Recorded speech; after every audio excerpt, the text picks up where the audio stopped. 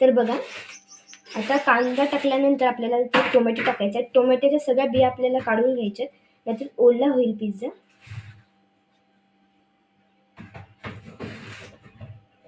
बघा, जर तुम्हाला टोमॅटो आवडत नसेल तर तुम्ही टाकू पण नाही शकता.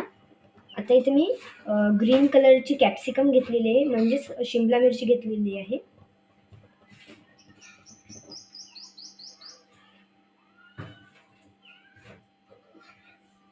आणि इथे आता मी रेड कलरची घेतलेली आहे. रेड कलरची जर तुमच्याकडे नसेल तर तुम्ही टाकू पण नाही शकत, पण माझ्याकडे होती म्हणून मी टाकली आहे. तुमच्याकडे येलो कलरची जरी असेल तरी तुम्ही टाकू शकता.